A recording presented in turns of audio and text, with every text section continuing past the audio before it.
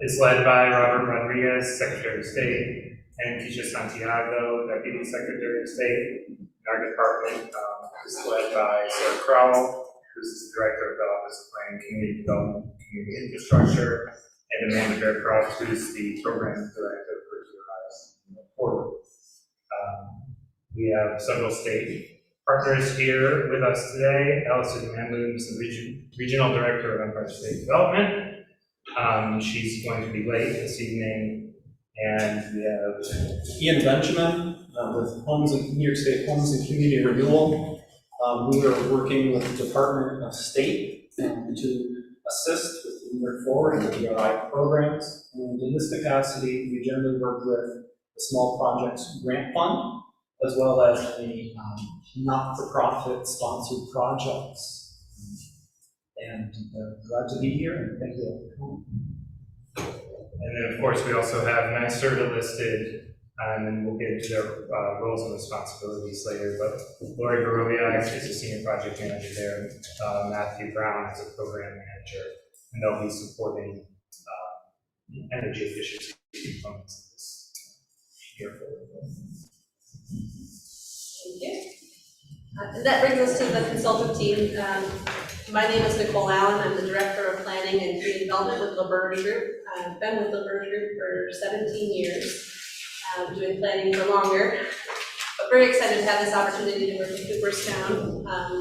My role will be the project lead in Cooperstown, and with me I have a couple other members from LaBerge Group. I'm Adriana Beltrani. I'm a senior planner with LaBerge Group, and I'll be handling a lot of the day-to-day efforts. And my name is Rob Holzman. I'm also with the LaBerge Group, and I'll be kind of working in the background on this project. And then our consultant team comes with a very robust team behind us as well. They're not all here today, but we have a number of sub-consultants that will work directly with us to be able to provide services throughout the planning process. Island Planning will be our lead in community engagement. They will lead a lot of the public engagement processes. They'll be managing public tools related to survey and other outlets to make sure that the public is heard throughout this process. Forward Planning is going to do the market analysis. There's a number of projects that will come forward. They'll be vetting those projects from a market standpoint, developing some project priorities to assist the LPC when we're talking about the projects, really understand the viability and sustainability of the projects that come forward. Creighton Manning is our traffic and transportation consultant, so they'll be able to provide some cost estimates and be able to understand some improvements as they come through on projects if they're related to transportation to help guide those types of improvements. Kim Lundgren Associates is our sustainability coordinator, so she'll be able to talk about some of the decarbonization requirements that are in the planning process, but also be able to provide some high-level goals and strategies for achieving that benchmark that the state has provided. Politi and Ciano Associates is our architecture and urban design group. So as projects come in, they'll be able to provide some of the renderings and some urban analysis associated with the project. Facade improvements. Just making sure it wasn't me that was talking back to myself. Sorry. This is streaming on YouTube if it wasn't said at the beginning. So for those that are here or want to come back at it, we'll be able to catch this again if it's a lot of information. Land Art Studio is our sub-consultant that will provide landscape services. So as we get into some of the design, they'll be able to do some of the land renderings related to the streetscape components. And then Setrock Group is our graphic designer. They will assist with the production of the document in final form, also with some of the material and branding that goes along with the process. So there's a lot of hands that will be assisting the village throughout this process.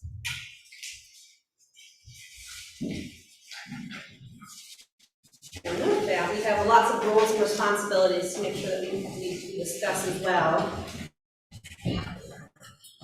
Sure, I'll run through the roles and responsibilities of the respective team members, starting with the LPC, who, all of whom have gone through training already, so this isn't necessarily your first experience with this program. We've already, I think the training was 1 hour or so. So the LPC members are ambassadors of the New York Forward program. Through this process, the LPC works to ensure that the community vision is met and the public interest is served. Local input from the LPC is a central and critical component of the New York Forward program.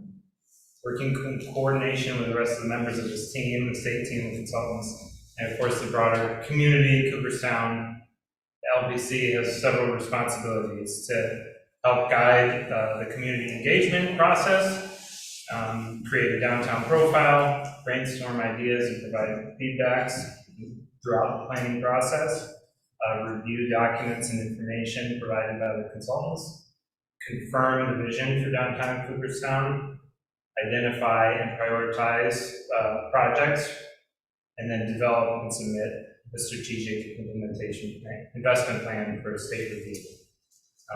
And that's obviously a lot. You guys are all volunteers, but that's why we have such a robust team to support that process. And just to remind everyone, all members of the LPC have to sign and uphold the code of conduct, which again, that was part of the training the LPC members have already received to serve the public interest. And I think you've all now received both the code of conduct and recusal forms. It's just a reminder to get those to myself or Danny before you head out this evening. I have copies for you. If anyone missed one. Yeah. So next is the state team. Department of State manages and assists the consultant and the overall planning process. Danny and I are both planners with a commitment to planning, community planning standards, and we'll bring that to the table here. We'll help review documents that are prepared by the consultants for the Cooperstown project. We'll liaison with the other state agencies as needed throughout the whole 6 to 7 month planning process. We'll ensure compliance with the broader New York Forward program, and as mentioned, oversee planning best practices for the community, including specifically community engagement processes, smart growth, and climate resilience standards. In addition, we have, as Ian mentioned, Homes and Community Renewal. We have a great team helping us on their behalf, and they bring a intimate knowledge of housing development concerns, CDBG grants, and other HCR grants and programs that can assist the New York Forward program here. And I think Allison is not here, but Empire State Development brings a wealth of knowledge, community investment, both past and present and near future, and as well as robust understanding of funding opportunities that would be of use to potential projects.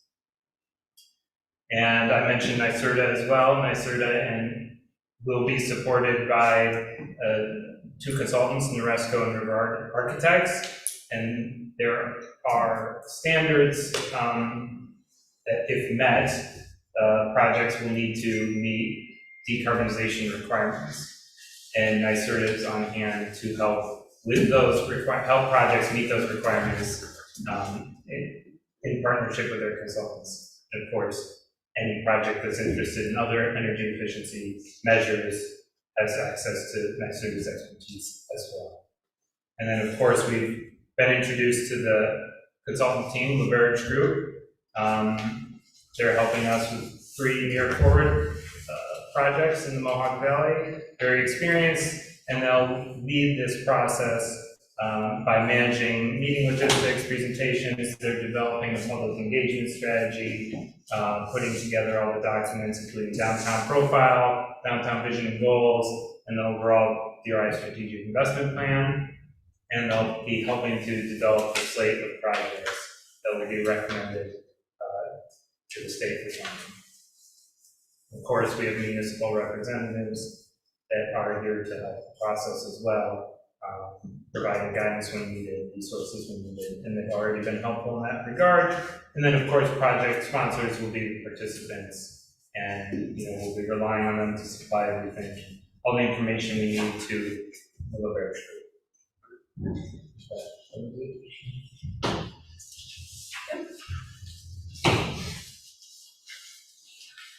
So a little bit about New York Forward, some program goals, just to make sure everybody is on the same page. Overall, it's creating an active downtown, so really looking at creating a strong sense of place. The application that went in really emphasized the active place in the downtown as part of the program goals, and that's one of the reasons why it was selected. Other attributes of these goals in the program are looking at attracting new businesses, being able to create a robust mix of shopping and creating opportunities within the downtown. It's intended to be a revitalization effort that really grows what you have and builds upon the investments that you've had in the past. So you're able to provide job opportunities, create opportunities for residents and visitors, and be a very well-rounded community.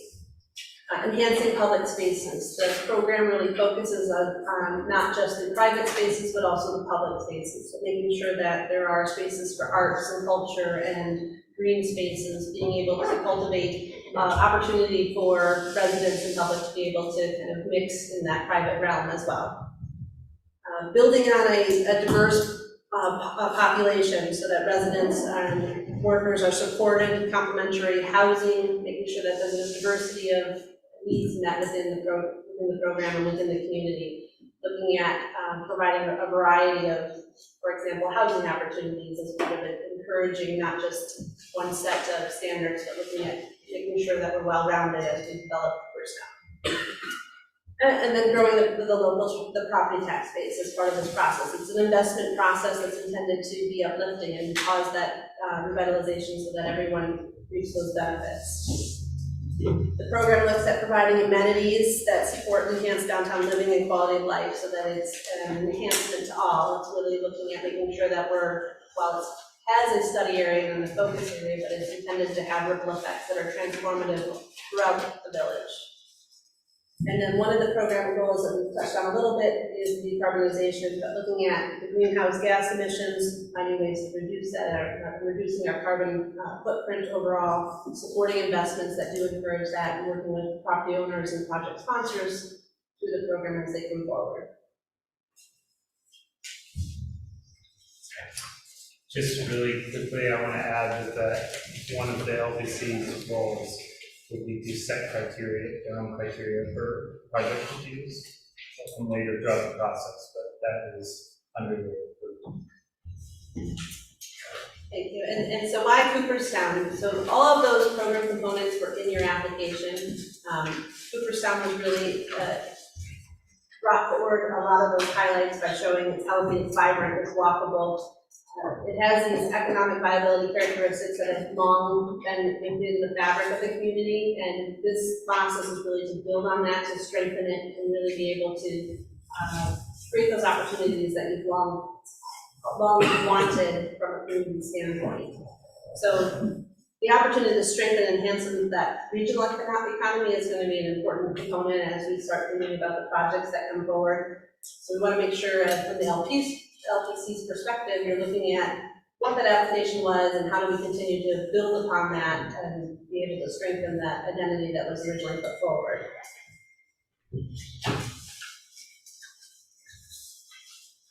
Yes, make sure I'm on the right slide here. So here's our boundary that I mentioned that in the application there was a boundary that was put forward. I looked at identifying some key properties.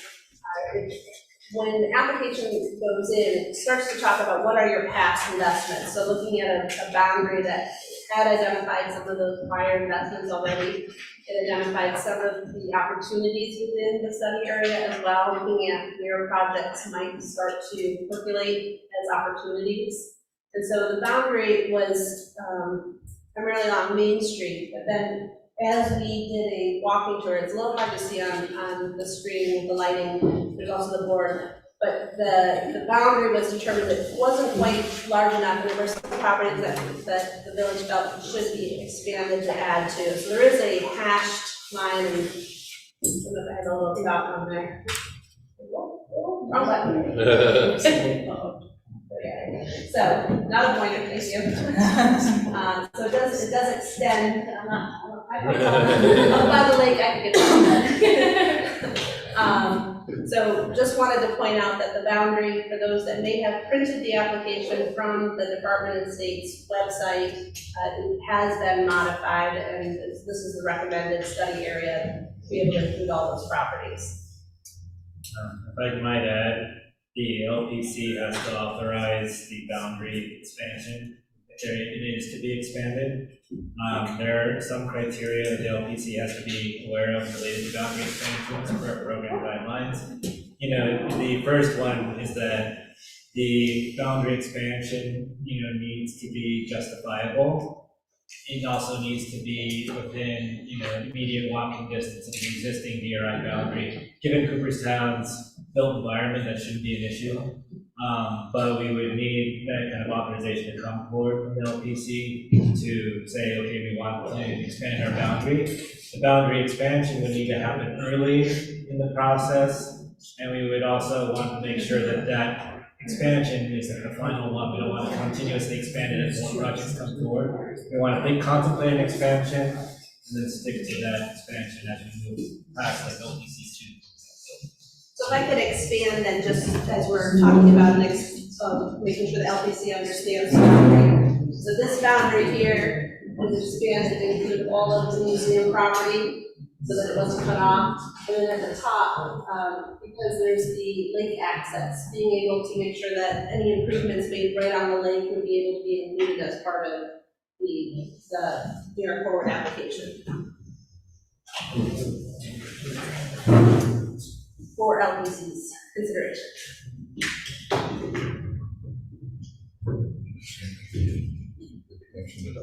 Any questions on that before I move on? But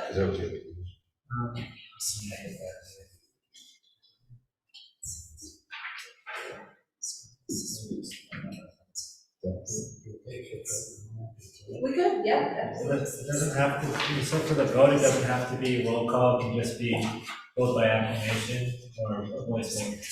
You don't have to do anything formal. I will add a little bit more to the justification of the expansion, particularly down in this area here. If you read the application, the narrative that's written in the application actually does grab this area. It's just that the map that was in the application wasn't reflective of the narrative that was in the application. You follow that? Yes. And then there's a project that was identified in the application that falls right here, this red mark. We all have a 11 by 17. That was the other reason. That's what tipped us off, that this boundary didn't match the narrative that's in the application. Yes. And then the expansion that's at the top there, there's also a recommendation for a project proposed in the application for the platform at the end of the Pioneer. So that was the justification for why we expanded it over on the Pioneer. So that set of benches that are in Pioneer, where the grass grows up and you can't see, the idea is to create a platform to improve the views out of it. So we could do a roll call if a voice, yes. All in favor? All in favor of the boundary expansion as drawn? Aye. Any opposed? Thank you for the. Stay. Okay, so moved. Right. Talking a little bit about Cooperstown's application again, so I mentioned that there are recent related investments. So those investments were identified in the application. That's a starting point of looking at where we're building for future investments. So looking at maybe at identifying synergies that build off of those investments to create kind of a ripple effect of opportunity within the village. There are some proposed projects that were identified in the application. There will be a call for projects so that it's a starting point of at least understanding what projects are there. They're not selected projects, but they're highlighted projects to really be able to show that the opportunities are here in the village, and that there'll be opportunity over a course of about 6 weeks to make sure that we have the public opportunity to present other projects as we move forward. But as we build upon those projects, we're looking at building upon those synergies to really understand how they all come together to create something that is going to be transformative for the village ultimately. So as we get into the project eligibility requirements, there's a handful of components that we need to understand as we start to vet those projects essentially. Timing is going to be a big component of the project. So one being the transformative component, so making sure that it's transformative as we move forward. But timing is going to be important, that they have to be able to break ground within 2 years or sooner. So really making sure that the project is ready to move forward as those come forward. It'll be one of the components that we'll have to make sure when we do project calls that we really have an idea of where they are in their timeline, and make sure that it's something that can literally be, start to go through construction within that time period. Size and scale is another component. It has to be large enough to be truly transformative, that sometimes weighs into the grant funds that are going to be awarded as through this process, understanding what the scale of the need is, but also as part of what the project is. How does that fit into being a transformative project within the village? What is the goal? How does it fit with those synergies that we talked about? How does it build upon those investments to kind of become a catalyst within the community?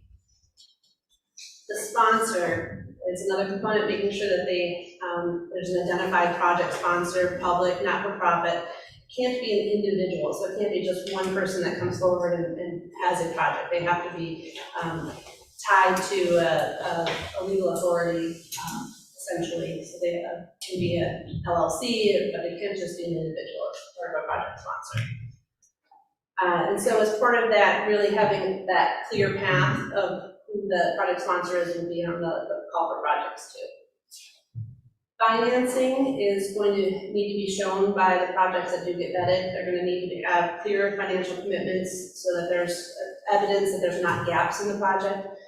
If they have $1 million project, we want to make sure that whatever gap that comes through this project is something that is going to be able to be filled. They have gone to a bank, they've gotten a loan, they have equity, whatever it might be, they're going to have to be able to show from soup to nuts, they have all the pieces in play so that the clear forward funds are really the gap financing to help move it along.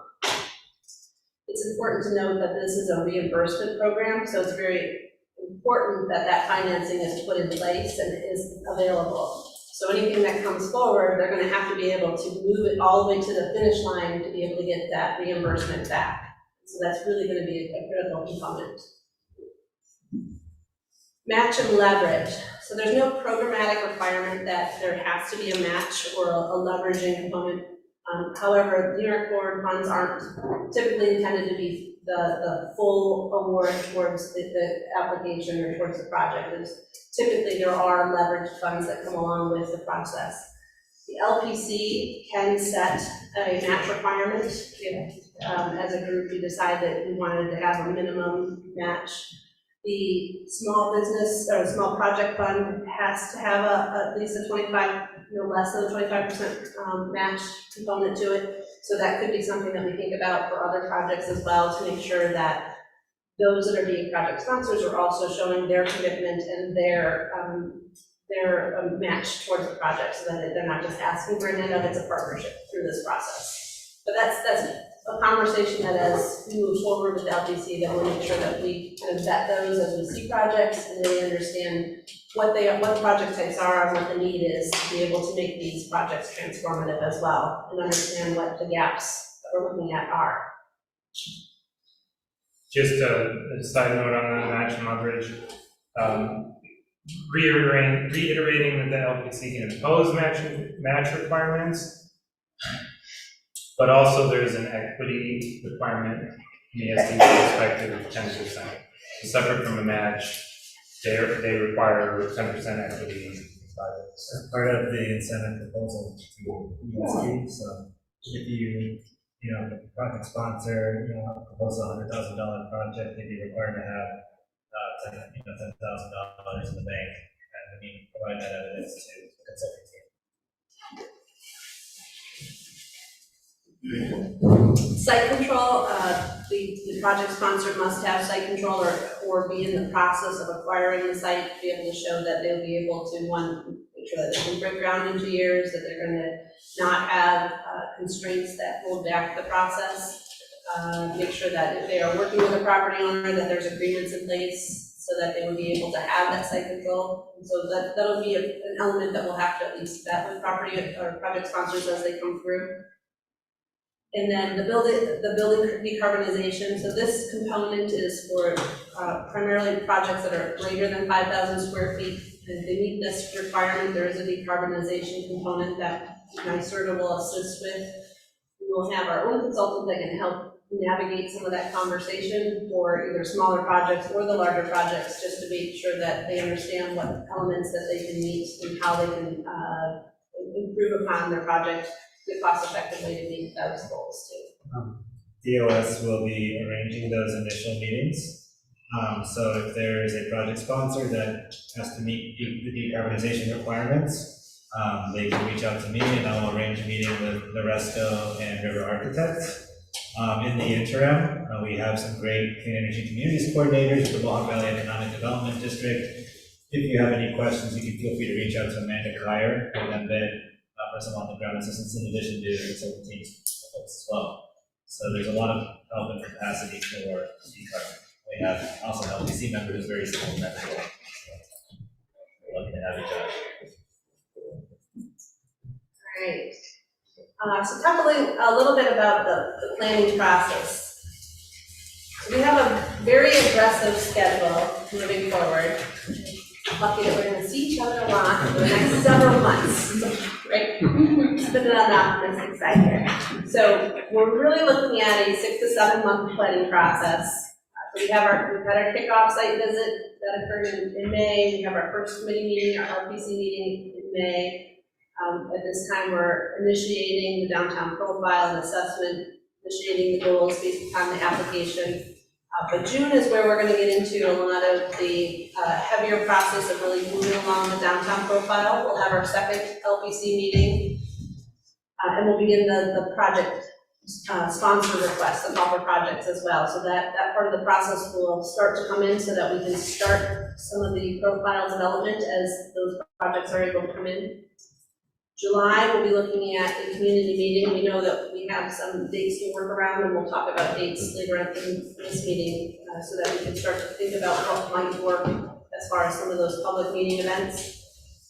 We'll start finalizing the downtown profile and moving into more tools and strategies. August, we should have a solid set of projects that have been vetted at this point. We'll be able to have the LPC look at all those projects, really understand where we're at with the downtown profile, with the goals and strategies, to be able to have understanding what these projects are, to be able to move them towards more of a process where we're able to present them in that fashion. And that's where the skeleton is really starting to take shape, as shown in the chart here. By September, we're looking at kind of the bones of the strategic development investment plan that's going to be developed, and then by October, we're having that draft and finalized for the state by the end of the year. So it's going to move along very quickly. There are 5 meetings that we will have together as an LPC, and so that's kind of this next timeline here of events. So this is where the heavier commitment from your perspective will be, and as part of the planning process, there will be times throughout the next several months where you'll be eyes and ears of the community to make sure that you're talking to individuals as part of the planning process. But as I mentioned, May is really kind of this team overview. This is our meet and greet. In June, we'll have more of the downtown profile assessment and goals. Meeting 3 is in August, after we've had that public meeting, being able to really talk about the project evaluation criteria, nailing down how we want to start scoring or prioritizing some of the projects as they come in, identifying the projects that are going to maybe be removed from funding if they're not quite ready, really understanding if they have that site control, they have the equity in place, they have the funding in place. And then by September, we're developing that full list so that we're able to, by October, collaboratively put that together and move our strategic investment plan forward. That's our aggressive schedule together. Obviously, it seems like a lot, and it is. And as things come up, the LPC can also have additional work sessions, and even create subcommittees to address certain issues as they arise. So you can, this is the minimum essentially, and if there's a need, there can be more time addressed. Essentially, is that. And this is important because, I think it's important to understand that you're not just proposing $4.5 million based on your award. You're actually going to be proposing something in the neighborhood of $7 to $10 million worth of projects to the state. And, you may even have more than that depending on the level of interest. So as we move forward, you may feel that it's necessary to have a more in-depth discussion where you dive deep into the project details. That would, in a way that would not be conducive to a traditional LPC meeting, but would be more like a work session. So you'd be free to have those as well. So that's kind of why. So as a draft public engagement plan, I mentioned we have 5 meetings. Tentatively have a handful of dates pre-selected just to kind of stick to our Wednesdays essentially. We have the one date in red only because it doesn't fall on the 3rd Wednesday, it's the 4th Wednesday. But that gives us a little bit more time in June to put the downtown profile together. We also have our Todd Poole from our board planning is going to do 3 days within the community, so he's going to be able to expand his opportunity and be able to do those 3 that week together. So we want to make sure that that date is held at this point.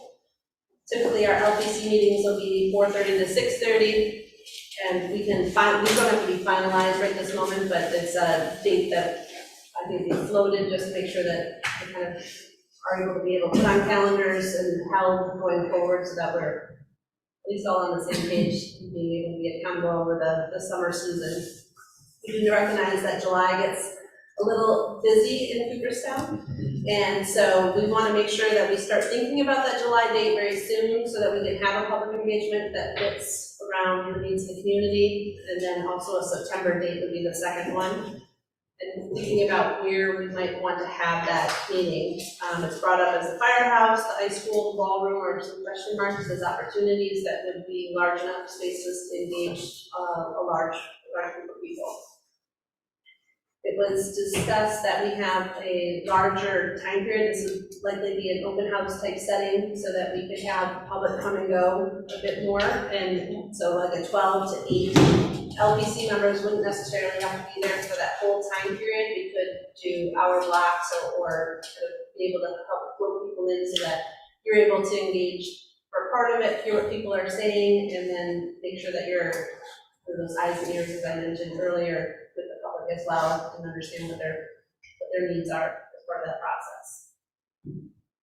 There is a project website, and material is being updated currently. There'll be more ongoing as far as those updates. So it'll be linked right on the village's website. They have that in place already. And then one of the exciting opportunities is going to be office hours. So we'll have office hours available. We haven't set those yet, but that'll be an opportunity where project sponsors can come and meet with us directly, ask us questions, talk about their project very specifically to understand, does it fit, what are some opportunities, how are they ready, and help them craft those call for projects a little bit more in a refined way. There'll be other opportunities throughout this. We want to pop-up events and other types of engagement throughout the planning process over this next 5 months to make sure that we've had enough opportunity to hear the needs of the community too. Of course, the LPC will eventually get a final public engagement plan from the Verge, but in the meantime, of course, including right now, you can share ideas with them, or indeed something Chris do later on, you can share ideas for public engagement strategies, places, events, anything that you think is conducive, or even reflect on what they have here, by all means. And then, of course, I just wanted to give folks an opportunity as well to reflect on the proposed LPC times. We really want to schedule them essentially now so that folks can plan on it as far in advance as possible. So obviously everybody has different preferences on when they happen, but is the third Wednesday, again, for the most part, third Wednesday, conducive to everybody? Is this time all right? It's not okay from the school perspective. The third Wednesday of every month is our Board of Education meeting. And those dates have been set for the upcoming year and they start at 6. Okay. Okay. So, I want to shift. You may wanna- so I'm good for today, obviously, and the 28th, but the 16th, 20th, and 18th are all Board of Ed. Okay. We can consider switching those dates. And so I think the other thing that I wanted to bring up is that for other public engagement opportunities and meeting times, workshops, etc., you guys know the village best. So the whole goal of public engagement is we want to get as many people in the door sharing their input in a creative way as possible. So any ideas that you have, you're welcome to share. This is not like the Albany team saying, here's what's best for the village, this is what's going to happen. This is you guys, being a sounding board and explaining to us what works best for you. So this is, until the public engagement plan is finalized, it's iterative. And so we want, we very much appreciate and welcome any suggestions, ideas that you might have, particularly around local outreach opportunities, because we all know that Cooperstown has so many excellent events, just from experience. So I think that anything that you feel would be beneficial for consulting to be at would be effective.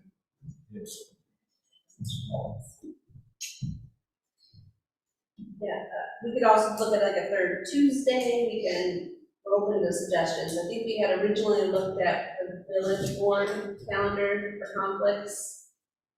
So before we explored everyone else's conflicts. I know it's a large group to manage schedule.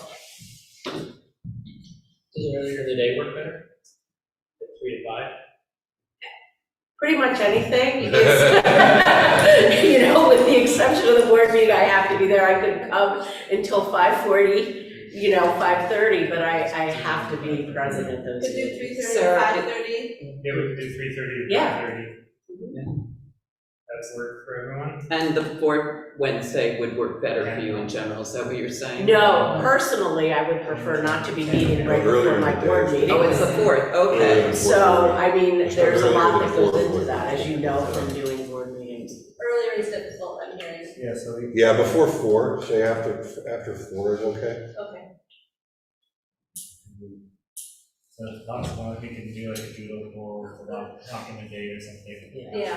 So we'll send the doodle poll around. We'll look at the third Tuesday. We'll look at a 4:30 kind of window.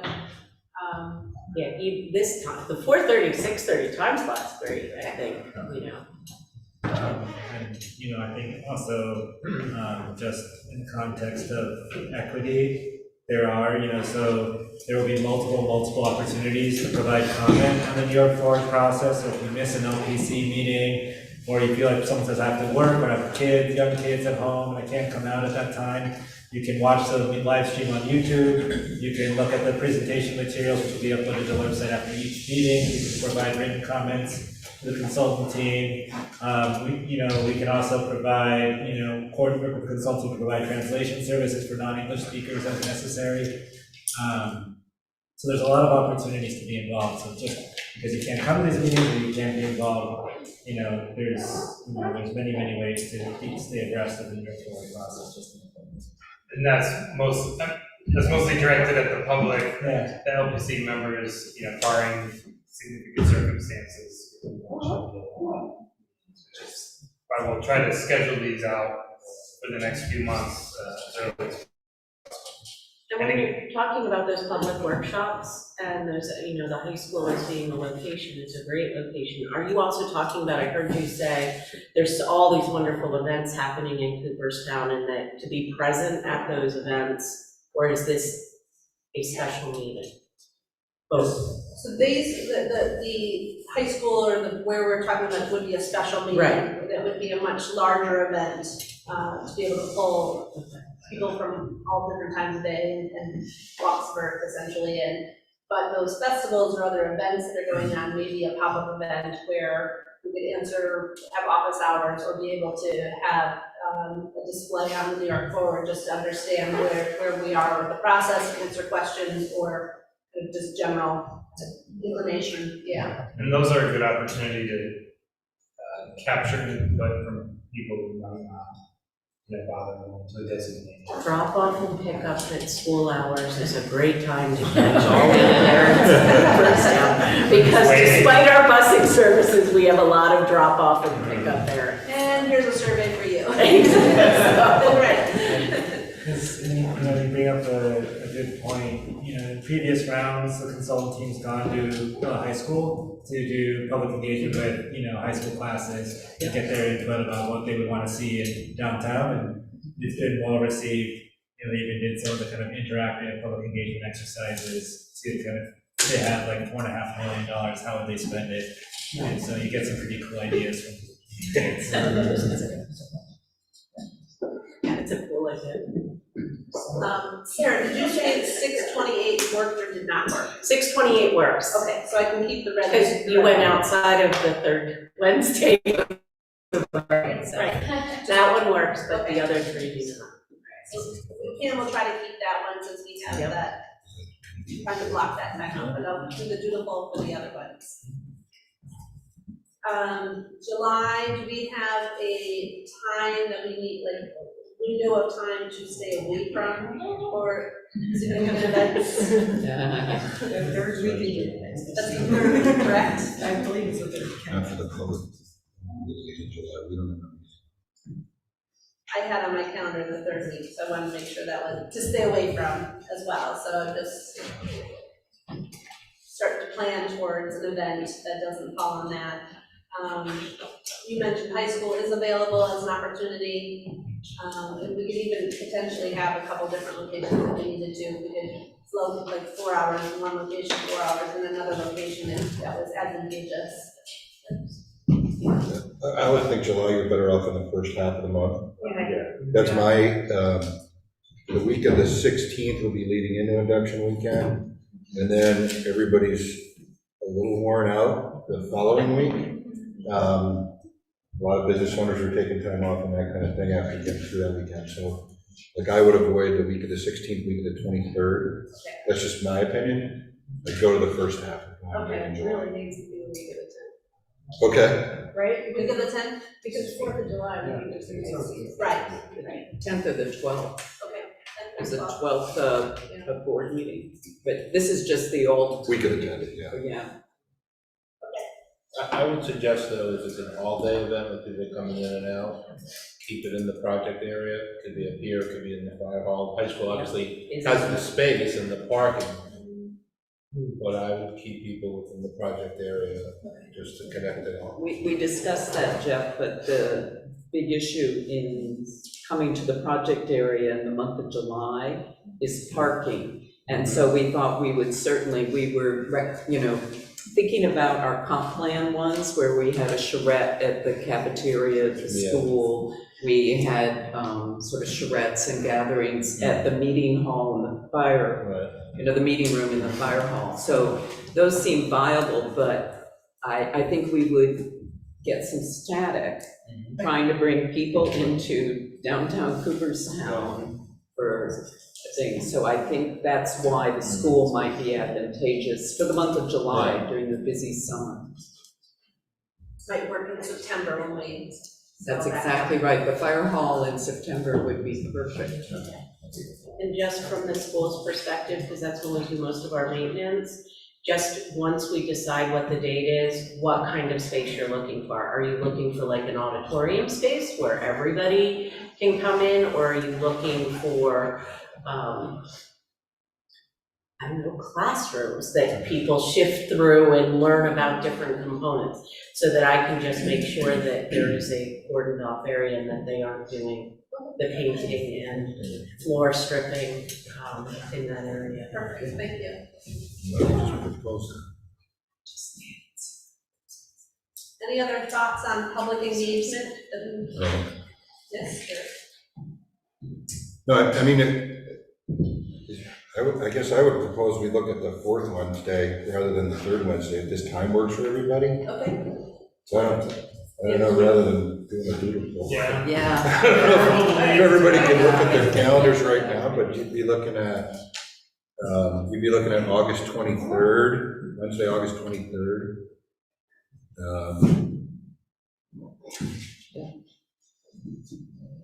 And then we'll be looking at September 27th. Wednesday, September 27th.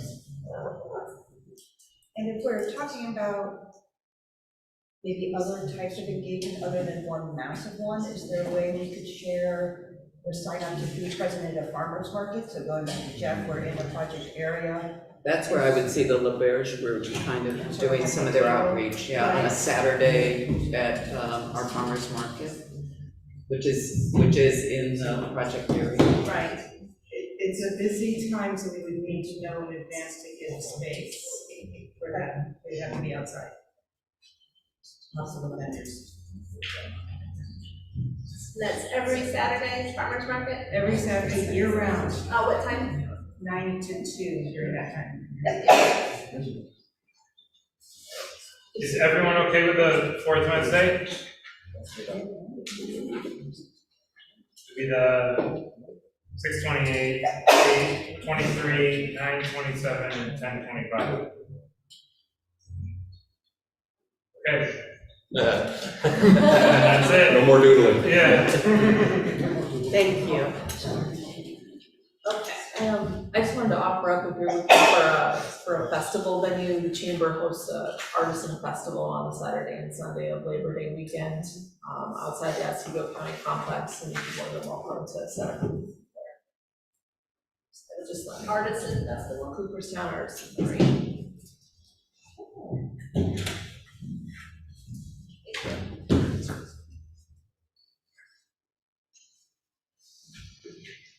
All right, Trevor, hold your peace. No. All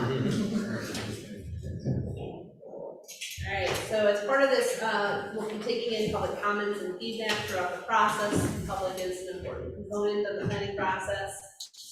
There'll be a variety of opportunities, as has been mentioned. One will be public meetings, one will be an opportunity in writing, there'll be the LPC meetings, as I mentioned at the very beginning, we'll have a public component at the end of every meeting. And then there'll be the outreach events. So we want to make sure that it's a very inclusive process from beginning to end, and make sure that we have an opportunity to hear all concerns, but also really to make sure that we are setting our goals and strategies in the right direction based upon public input too. All right, so as part of this New York Forward, we have what is going to ultimately be called the strategic investment plan. And so as part of that, there are basically 5 components to this planning process. We have the downtown profile and assessment. That is the initial part that we're working on right now. We'll be working on that throughout June, being able to put that assessment together.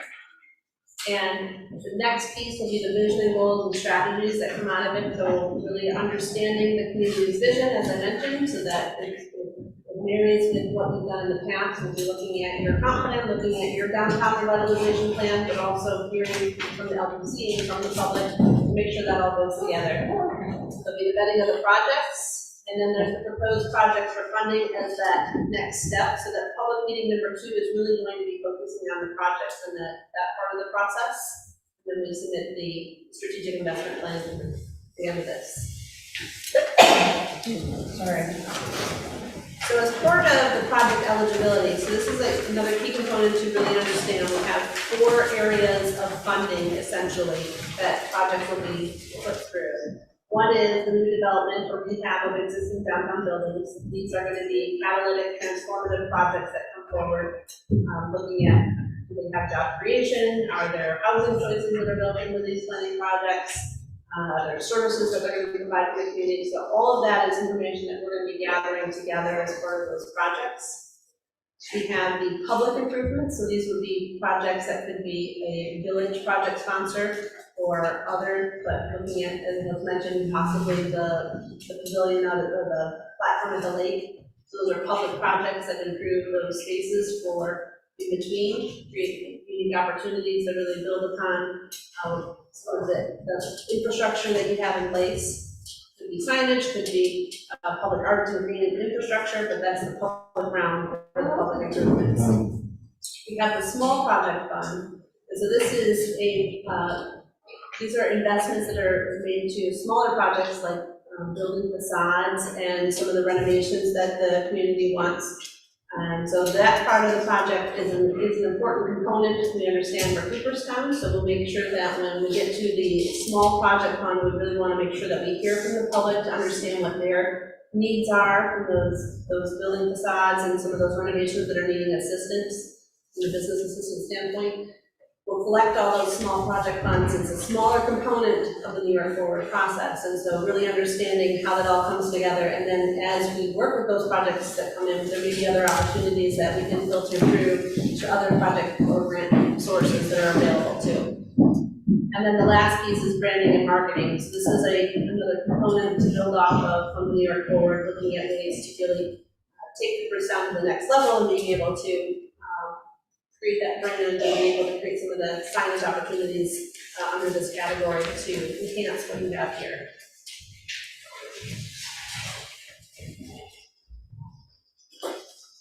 So we have the open call for projects, and this will be coming very soon. There's a form that will be made available. It's a pretty standard form that is specific for Cooperstown, but the New York Forward requirements, really understanding who the applicant is, who the project sponsor is. They have enough information so that we're able to start filling some of the needs that you have to be able to vet the projects.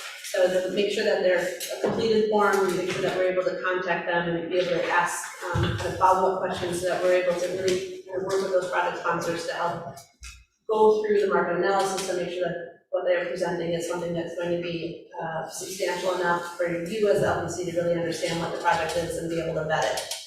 So that'll be part of your responsibility when those projects come forward, and making sure that those project forms that come in are substantial enough so that you're able to really make some informed decisions later in the process. Any questions on any of the process to date? Then we need to have an exciting exercise. To keep everybody else talking a little bit, so Adriana is going to walk you through a SWOT analysis, strengths, weaknesses, opportunities, and threats. We'll talk about our study area a little bit from your perspective, from LPC's perspective, some of your thoughts.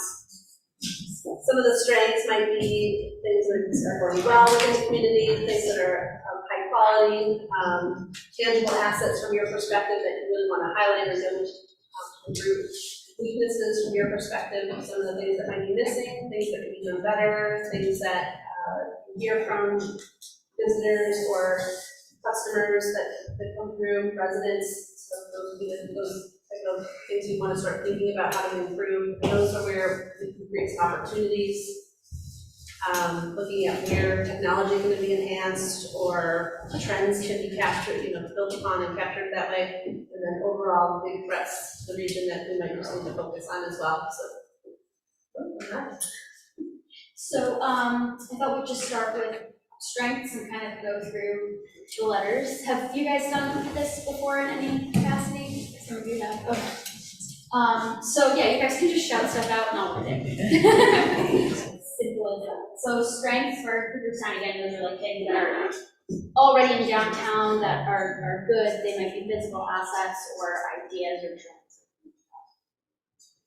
It's a nice lake.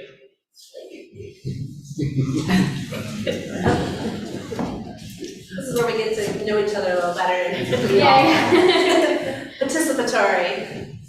And why we gave you all name cards, so we can all call on you.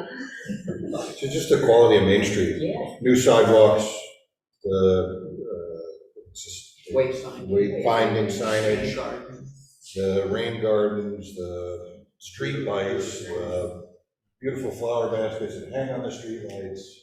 It's like a postcard. Painting a picture. I am painting a picture of Main Street on Cooperstown. Alright, new sidewalks, gardens, and Main Street improvements. It's beautiful. Walkability, yeah. I think we have a growing diversity of businesses on Main Street, and people are investing and expanding.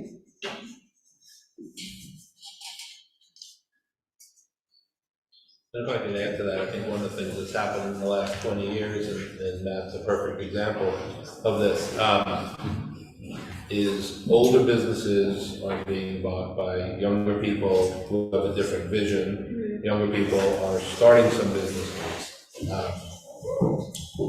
Even 20 years ago, if a baseball store shut down, which didn't really happen that much, or another store shut down, and we come back as a baseball store. Now it's not. It's coming back as a more local service type of business that can benefit from tourism and so on, but isn't completely dependent on it. So there has been a real subtle transfer into almost an older Cooperstown model where there's local businesses run by local people that are sensitive to the needs of the community.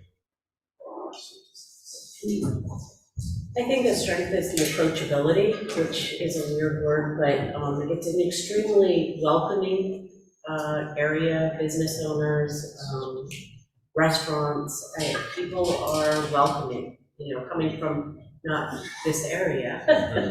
I still am taken aback by how helpful and everybody is on Main Street. So we have a world-class tourist attraction and a major museum on Main Street.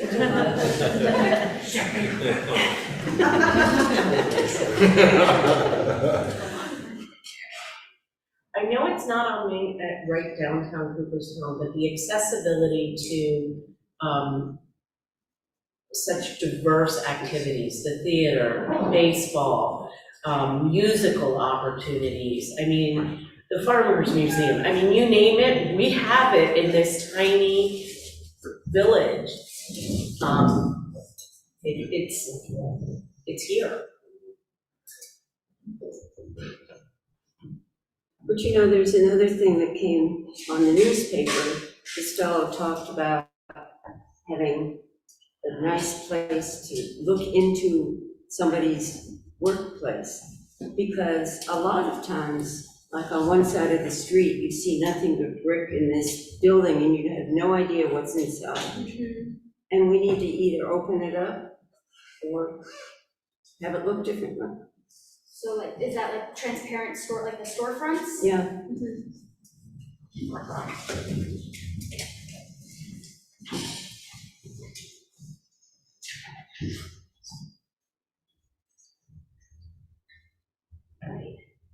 Some feedback that we get from our guests is they love how quiet and how safe it is. They feel like they can walk up and down Main Street all hours of the day and in the night they'll still be safe and comfortable.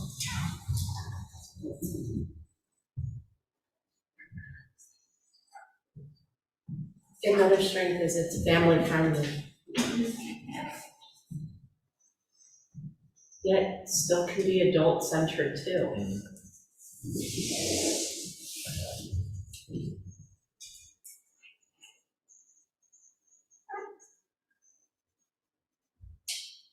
So something for everyone. We hear a lot about the attractiveness, the 19th century historic architecture, which is still in place. It also can be a weakness. Accessible. And an opportunity. Yeah. Place. Sits right there.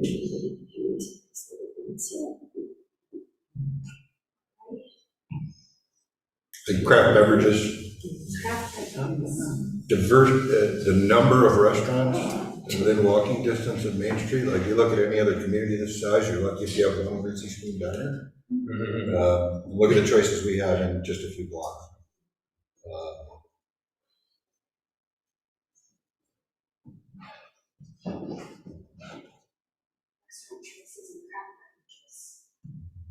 Great. Well, we all have an opportunity, if you guys think of any other strengths, we'll move on from here, but if you think of more strengths, maybe encounter someone's weakness, we can always go back. Why don't we move on to weaknesses though? What are some things that might be missing in downtown, or that could be done better? Any complaints you've heard? Parking. And while it was raised as a strength, I think there needs to be more diversity of retail and on Main Street. And I think that we need the diversity both from a tourism standpoint, but also from a resident standpoint, to be able to stay right here in Cooperstown and get some of the very basic things. I mean, we have CVS, but it's, you know, just more diversity. Do you mean like retail specific or just commercial diversity? Not big commercial, like local retail diversity. When we were talking about like service, kind of more service industry stuff, is that also kind of? That's part of it, yeah. Local commercial. Local. I think that's what makes Cooperstown, is that it's a local restaurant, it's a family-owned business, it's a, you know, it's not Applebee's. Right. No, you know, I think that is like good owning up to a lot. I think seasonality is an issue, especially seasonal closes.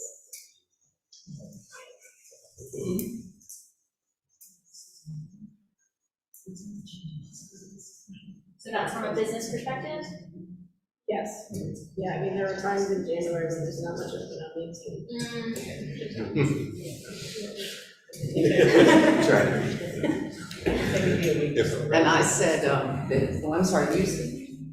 I think that could be a weakness on the residences too. Yeah. Yeah. You know, people in the living rooms recently that all of a sudden it's hard to hear. And because I said our historic fabric is appreciated and attractive, it's also a weakness because of accessibility. You know, difficulties with accessibility to our businesses.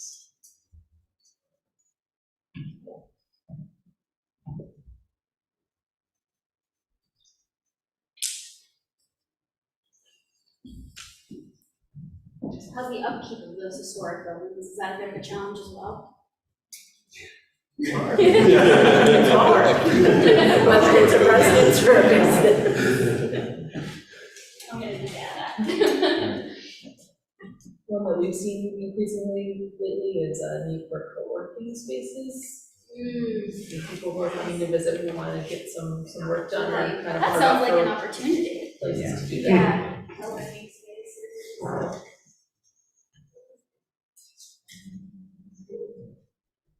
Affordable year-round housing. Yeah.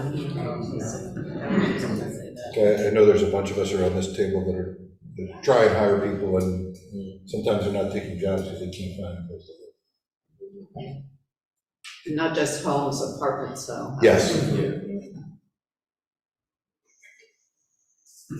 I think our location can be a bit of a weakness. I think it's intimidating to get to. Like the regional location. Yeah, I would add the lack of public transportation to get here too. You're like on one daily trailways bus. Or you're driving your own car.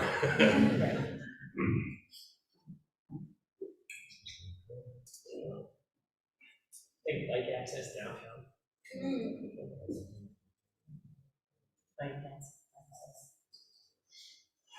Is that like infrastructure, safety?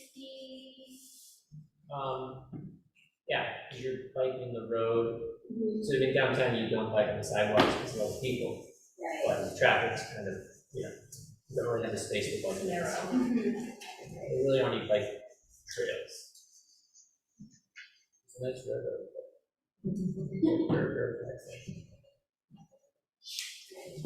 I would add, I'm gonna try to talk my way through this. Like awareness, so Cooperstown, like the last month, you know, there's a sense, everybody knows everybody, everybody knows everything. reality is nobody knows anybody and nobody knows what's going on. And one of the things that, from a business point of view, and I've talked to different retailers on Main Street who are locally focused as opposed to tourist focused, they're incredibly frustrated when someone says, "Oh, I wish there was a women's clothing store on Main Street." Until recently there were two, and now there's one that just moved to a new location. People are like, "Oh, when did you open?" 8 years ago, or whatever. Or there's a local jeweler who's doing, from what I hear, well, you tell people like, there's a jeweler there. When the beverage exchange opened, and started having music there, and some of the restaurants did. I remember being at the beverage exchange on a Friday night, and a local guy who actually lives on Main Street walked in, he's like, "What is going on?" It was packed, and it was like February. I said, "Yeah, this is the scene. This was not the scene 15 years ago. There's a lot of nighttime activity, particularly like Thursday, Friday, Saturday, that didn't exist. But people will always say, there's nothing going on at night after that." So There is, local so how do you awareness. get that out there? It's like a local awareness of local activities or local opportunities. And I think one other thing is there's all these great restaurants, but there isn't really outdoor dining spaces as much. You know, maybe because I'm from the South coming up here, you know, and we could be outside a lot longer, but it's limited, and that has a vibrancy to it too, as you walk by and people are, you know, I don't have a good solution for it. Well, until about 6 years ago, it was zero outside that. See, so. We go Main Street, Yep. we passed a lot kind of out. That's awesome. We did go from zero to zero. I would say Awesome. from a tourism economy standpoint, Cooperstown is referred to by an awful lot of people as a bucket list destination. And you talked about the brand. Everybody knows where Cooperstown is. There's millions of people attending baseball games. You ask any one of them, like, have you been to Cooperstown? No, it's on my bucket list. So And if you need to move it from bucket list to to-do list. If it's on the bucket list, do they come back? And that's the other question. So Well, generally they do. Right, so that. And like, I mean, we see the comments all the time about, this was on my bucket list, can't believe I waited this long. I'm coming back next year and bringing my buddies. Like, but I think that idea, that bucket list idea is something that you need, we're constantly trying to figure out, how do we make this now? How do we make this now? Yeah, I'm gonna put that under opportunities. Because I think that that's an important insight into how people view Cooperstown to be a bucket list destination. Almost, it does sound like a good thing at first, and then when you think about it, you're like, wait, but like you said, why is it on your to-do list? Well, I think it's partly what you said before, that it's perceived as being too hard to get to. Yeah. It is not easy to get to, depending on where you're coming from in the country. I think to piggyback on what you just said, I just recently relocated here to 2 years, 3 months. I was actually staying at the landmark, working on my doctoral dissertation, and I fell in love with the area. I had friends and family that were in the area, but not Cooperstown, and I decided that I needed to get away and just be by myself and do this. And literally, while I was staying here, there was an announcement on the TV that there was going to be leadership changes. And it was that spurred it, my experience in coming up to this area during COVID out of a city from Baltimore. It was everything about it. It was that it was safe. I was able to bring my 12-year-old son. He can now ride his bike wherever he wants to go. It's that charm, and that's what brought me, I was happy in Baltimore. So, but I fell in love with it here. And it really was my experience staying in a local business, walkability of Main Street, meeting the people, the friendliness, and I put my name, I put myself out there. And I think that there's a piece not just from the business and the bucket list, but for people to come. And there are so many job opportunities here, and it's still like this really cool place that has theater, and, you know, it really, Just one thing I wanted to bring up, was that there's a lot of, for a small community, there's a lot of childcare capacity through Clark Sports Center and that school program for all the kids go to Clark's. And that really allows, young working families to have, be able to work full-time job and pick up their kids at Clark after like 5. So I think that's unusual for, a community of this size, but because of the Clark Sports Center and the school's partnership, it's a really excellent thing for young families looking to locate here. but I do think on the other end, at the younger end, like the preschool age, there are not as many options as that there needs to be. That's an opportunity. Because that's a weakness or an opportunity or a threat, because that is, we started kindergarten. That's a keen interest for New York Forward, in DRI around 5, we paid close attention to childcare projects back in Little Falls, which is just slightly bigger than here. We funded a childcare project around 5, and so we're very keen on that as a potential project. I think the other thing, and Jeff touched on it when he talked about brand, there is no village in America that gets more free press than Cooperstown. And if you watch baseball, turn it on, you hear it a dozen times during any game. Cooperstown is synonymous with Baseball Hall of Fame in the nation's mind. It is. So I can't think of another village of 1,800 residents that gets that kind of earned media. Right. It's a destination for baseball. My nephew came from Illinois. But it gets us on their bucket list. I would say further to expand on what Ken said, and this is under opportunity, not only does Cooperstown get attention, but Cooperstown is a synonym for the best. It is not, from an outward-looking thing, like every small community, we'll kind of pick at the things that bug us. But to the world at large, to the region at large, Cooperstown is synonymous with the cream of the crop. And I'll give credit to everyone who's worked on this in the last 10 years or so, the upping of our infrastructure so we look beautiful. It backs that up. Right. People who come in actually don't see what we see, right?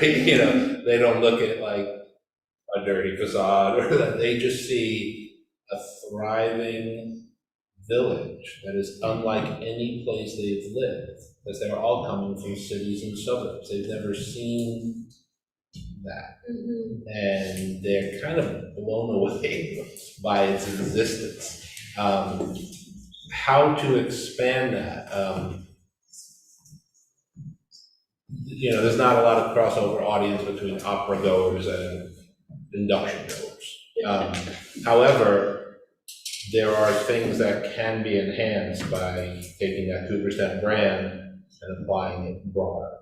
Because it does bring people in. They'll see the hall. They might not see the hall, but they'll go to the opera, they'll go to the Fenimore, they'll go to Omegang, and they'll eat at restaurants in Cooperstown. So using that brand in a broader way, and I know Cass Harrington, Distance Marketing, and Barry, they do that all the time. It does come under, I'll just put this as a side of threat, how we are perceived countywide. What was that? I'll put this under the threat part, as how we are perceived countywide historically is, that snooty rich place that everyone goes to. And that's a perception that, you empower it as you empower it. It exists, but Cooperstown also has the opportunity to expand its appeal throughout the county in ways that has historically been difficult. And I think that opportunity is a key one as far as, our declining population growth, which the entire upstate New York has encountered. But we had a person just recently year or so ago, purchased a building in the community, and it's a business building, and I asked him, oh, you're new to the community? He had come here as a parent of at All-Star no, it was the Dreams Park, and fell in love with the area. So I think if we can market, there have been certain attempts. We tried brochures, Cooperstown Corridor, to go to all the All-Star Village and Dreams Park to try and get them to think about, we have a lot of things here. A lot of people move and are connected, are able to work at home. So our opportunity is to use the visitors to sell ourselves as a year-round, it's a home, it's a place where they could actually live and raise their children here. And the, branding and marketing can be used to have that targeted focus, because, the destination marketing of Otsego County, they focus mainly on tourism, heads and beds, bed tax focus is a large focus. Shifted slightly. It's really shifted a little bit more lately, but, the branding and marketing can be used to target year-round residents to bring people to locate here, start their business, start their family. So you can use it as a nice, support or addition to, ongoing marketing efforts. In that case, then I'd be remiss not to mention the hospital. We have a major world-class medical facility that we can see from here that brings in 3,500 people from high-quality paying jobs that are year-round. And quite honestly, with aging population, we want to be close to healthcare. And the network expanding around the region and putting its footprint, I think also is an opportunity to bring that Cooperstown name along with it. But without the hospital, no offense, Ken. Going back to weaknesses, though, I think it's important to recognize that while a lot of people find Cooperstown a very friendly and warm place, that's not a universal experience. And I think particularly for people of color and for people who are not native English speakers, they sometimes have very different experiences. And we, unfortunately, see those differences. And newcomers to the community just in general sometimes tend to feel isolated at first, which is something we're working on. But that tends to happen as well. I feel bad kind of as a former county rep, but I should mention that Cooperstown is the county seat. And so all the county, majority of the county office buildings are located in and around Cooperstown. A lot of employees come down here. County board comes here. It's a major focus of the county board of representatives is Cooperstown. Now the golf board, I can say that to them.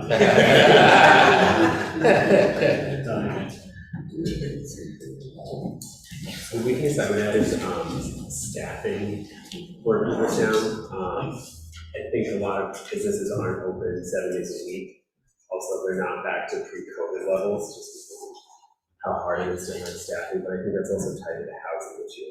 Because there's a lot of people I know that are my age and a little bit younger that grew up here that can't, because they can't find housing, which is just crazy. So. And I also think what you talked about, housing is a detriment to hiring in the school as well, okay? But it's also appealing to a younger population that there isn't, like I have heard from some of my younger staff that it's very hard to meet people. If you are not married, there isn't that social outlet to meet it, and I think that, well, I find lots of things to do. I think that's also a detriment to bringing in a younger population, but the housing is the number one.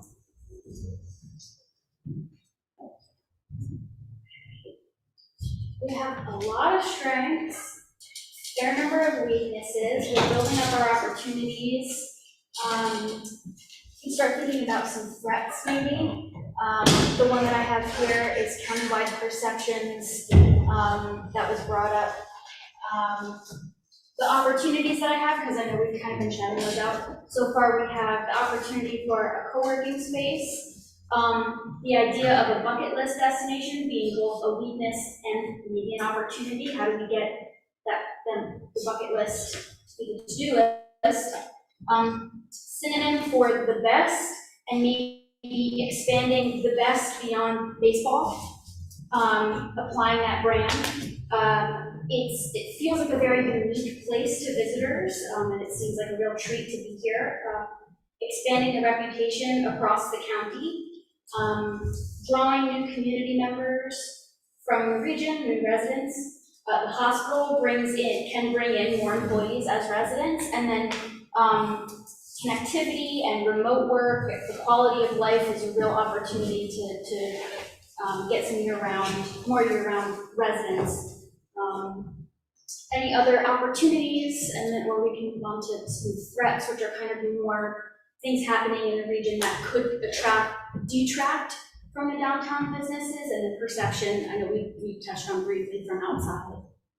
Year-round tourism with a good focus, just having. For an opportunity, yeah, year-round, right.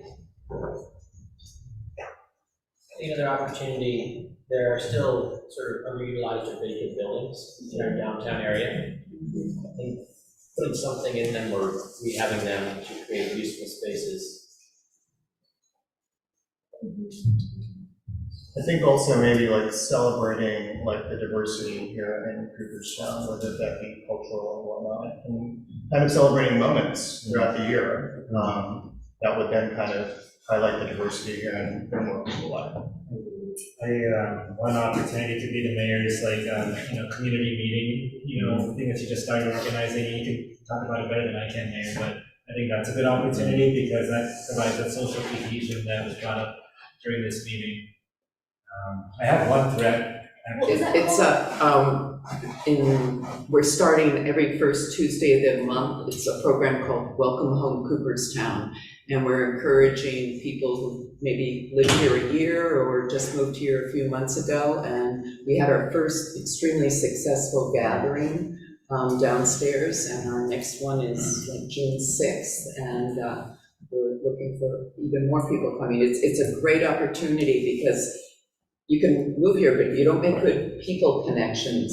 You might not stay long term, and we're trying to make those connections. Is that an opportunity for a pop-up To have one of the community pop-up events. Where somebody can Yeah, totally. Another opportunity I would add to the vacant storefronts is the marquee of a historic theater that has been existing for decades in the theater form, but kind of closed before the revival of downtown movie theaters, and the potential to reinvigorate that, I truly believe answers some of these questions, which is like, where do you meet people? What are young people going to do? What is there to do after 7 o'clock? I mean, it's a complicated project because it's privately owned and not a theater, but it is a huge opportunity to become a village and regional focal point in a way that downtown theaters were in the 80s. I'll throw a couple more strengths. Doubleday Field. Yeah, having that facility right on Main Street is unbelievable, especially paired with down the street from the museum. The other thing I'd say is the vibrant farmers market. Like, it's great community engagement, and not every community has that. Also, we're one of the smaller villages to have a internationally renowned film festival in the last 1 days. Other opportunities. I do have one threat, which are the harmful algal blooms in Otsego Lake. That's a big one, but worthy of consideration. Otsego County Otsego Lake has a major tourist draw, but ACABs are notoriously difficult to weed out. It's kind of outside of the purview of New York 4 theoretically, but it's worth considering because of its impact on the lake and impact on tourism. And so there's several, there's several strong environmental nonprofits, which I don't think but working on it. So I'll focus on the biological field station as the main one. That's a big issue. So Scranton. I think another threat is the type of strip development that's occurring on 28 that allows people who are coming to Cooperstown to actually never come to Cooperstown. You know, you can go to the Dreams Park and you never enter the village. And that's true, actually, in some of the growing events of the last 10 years. Through our own gang, great local facility that says it's Cooperstown, has great concerts in summer, and I would go and people would be like, oh, Cooperstown's great. They never got further than Old Gang. So that would kind of freak me out as the then mayor, like, people are coming for 2 days, believing they went to Cooperstown and never getting to Main Street. And as Old Gang got more popular, like, it did feel like a threat.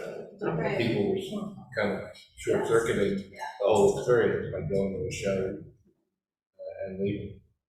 It's like competition as a whole, especially in the competition in the tourism market. Like, I mean, I've worked at the Hall of Fame for 29 years. Branson, Missouri didn't exist 29 years ago. Like, they built the tourism destination to draw people. And that's continuing to happen all over the country. So I think that growing competition and you combine that with, you know, air travel has become like getting on a bus for most people. I mean, it's a commonplace. So like, I can literally hop in my car in New York City or drive to Cooperstown, or I can get on a plane and be in Orlando. And not too much different, the same, you know, amount of time. So I think that, you know, that competition is important. I also think changes in travel patterns as a whole. And I think a lot about the family vacations that my family took as a kid. And like, when we all loaded in the family station wagon and we went to museums and national parks and places like that, that doesn't happen the same way today. Travel patterns have changed. So just you know, that continues. It's definitely a threat that we need to address. Like, stop, slow down, come to Cooperstown. Oh, I like that.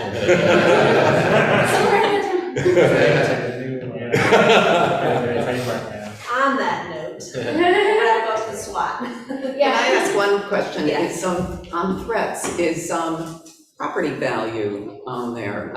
Because, you know, I raised my children here, but I don't think my children could buy a home in this community anymore. So that is a serious threat for long-term.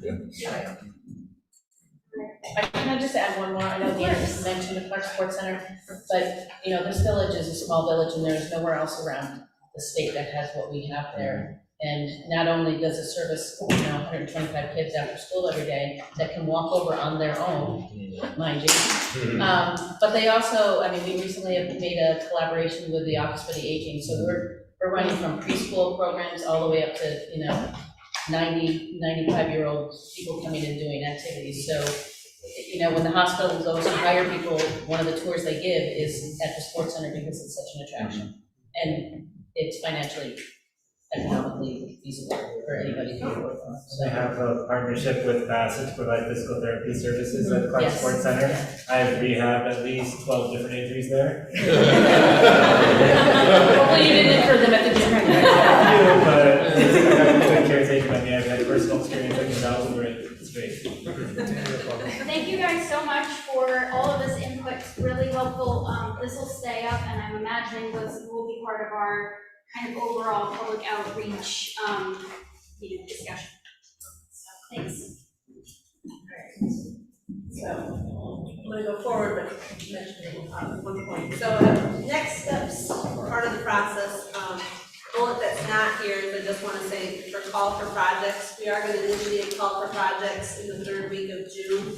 It will go throughout July, so we're looking at a 6-week process. So just mental note and start to share that with others that the call project will begin in the 3rd week of June, which is not that far away. So we really want to start marking that part of the process. We'll get information up on the website as well.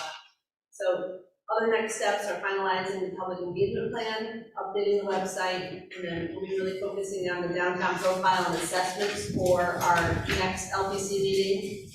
and nailing down that date for that public meeting in July, for the 10th. So with that next piece, I do want to go for public comment.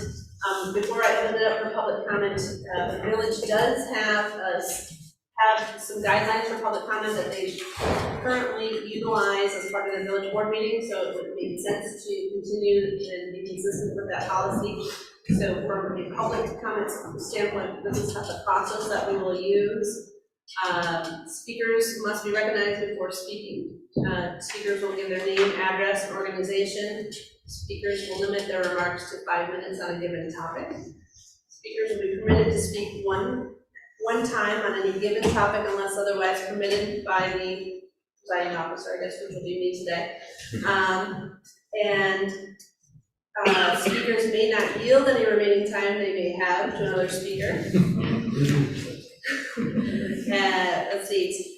Our LPC may, with the permission of the mayor, interrupt the speaker during their remarks, but only for the purpose of clarification or information. All remarks shall be addressed to the board or collective as a body and not to any member thereof. Speakers may observe the commonly accepted rules of courtesy, decorum, dignity, and good taste. So with that, we'll all be respectful of the other. But just as a general, that way we're all on the same page and playing field as we move comments forward. We do want to make sure that it is a comment and we're not getting into discussion at this point. There will be plenty of opportunity to look at. We do have public comments on anything that we shared. We'll start with, if you will, share your name and address and if there's an organization. Everybody knows me. Ellen Pope, 28 Elm Street, Cooperstown, and also Executive Director of Atsido 2000, which runs the Cooperstown Farmers Market, which is year-round, and Glimmerglass Film Days. I did want to point out another asset we have, tremendous asset, and that is practically instant access to the great outdoors. Within 10 minutes, you can be on a hiking trail. Within 5 minutes, you can be on a hiking trail if you just go to the Park Tower. That's for private, but, you know. But we have tremendous access where we don't have to drive all the way to the Adirondacks, which are also nice. And they are 4-season. And that is something that when I lived in Arlington, Virginia, for me to get to a park for good hiking, it would take a 45-minute park ride. And so it was certainly in the positives when I moved up here. We also have access to the water, which is even shorter. We have limited access for the public to our water unless you have a $1,000 boat that has a dock space. So I would strongly encourage that there is some focus on opening up access to canoe and kayaks, non-motorized water access that does not require right now dragging your boat up a hill. Which is the case at Ferry Spring and at Lakefront. And it is certainly a deterrent to a number of boaters I've talked to, it's a deterrent to me.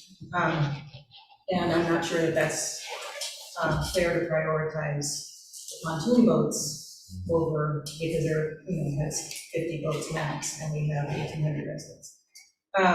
So there's that. I would also like to see that a less of an emphasis on tourism, attracting tourism, because a significant amount of infrastructure to date has been improved for tourism, and I would like to see an emphasis on year-round, building a year-round economy for locals so that they feel like their teenagers have something to do on Main Street, that their kids can come down and not be just, when I was a teenager, we hung out at Smalls. And, that's where the payphones were, so we could call our parents and pick us up. And it was across the street from Sal's, and that's what we did, but you really don't have those opportunities for kids now. There is an opportunity for cinema. We did a survey 5 years ago, I think, that showed overwhelming support for a cinema here in Cooperstown. The question is obtaining site control in the short time frame that this grant has. But it is something that would go a long way toward attracting and retaining residents and employees at the hospital, at the Hall of Fame, at museums, everywhere else. So those are my 2 cents. I had another opportunity in my head and I can't remember what it is, but I'll throw it out there whenever. Thank you. Anyone else? that corner? John Odell, 6 Maple Street in Cooperstown. I appreciated the reiteration over and over again of the issue of housing. I think that is the critical Achilles heel of Cooperstown. That is what, with the skewed free market that we have here in Cooperstown, which is just awful. The free market does not work here. I think that that's the things that will kill this town. Because yes, I came in 20 years ago when we could afford a place. The people who are coming in now, who we want to hire, cannot. And that is an indictment of this village and of this free market, of zoning, of like everything that doesn't work. And I appreciate the fact that we're looking at those issues right now and trying to tease them apart and get rid of those elements, and we need to do more of that. Get rid of those elements that are hindering us, that looked good in the 1960s when we created our zoning, but now, 50, 60 years later, we realize, oh, that was not, we weren't doing well because of those ideas. We were doing well because we were in a baby boom situation. It's like people were flocking, people were having many, many, many children, and now all of my colleagues have one. So the ability to change those, the situation to have more housing that is affordable, housing that is wide and varied, and figuring out ways, unusual, different ways of making that available. We double the housing here in Cooperstown.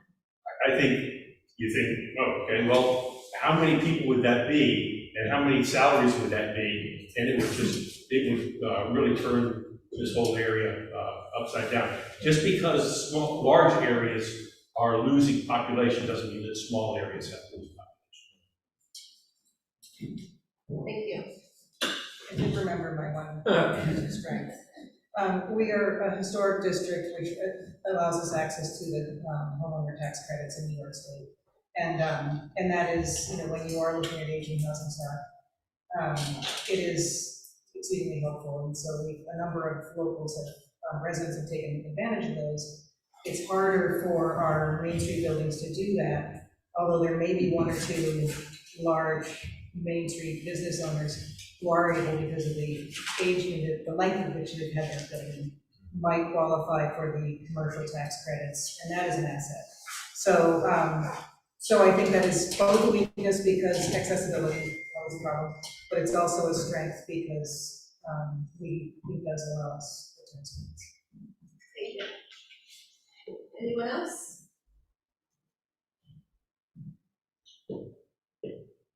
Anyone on the committee? Last thoughts?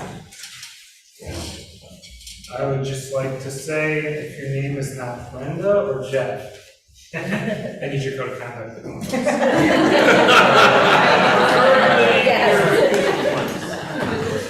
But if it's too much to fill out right now, you can also send it to me. If that's the case, just ask me, I can write down my. If you need a code of conduct form, we have those. The recusal forms can be updated, so at each LPC meeting, we'll meet again, when it's over time, you have a project, you have potential conflicts, you can always update it. So guys, our next meeting is 6/28. So we'll see at 6/28. Mark your calendars. We'll see everybody then. Thank you very much.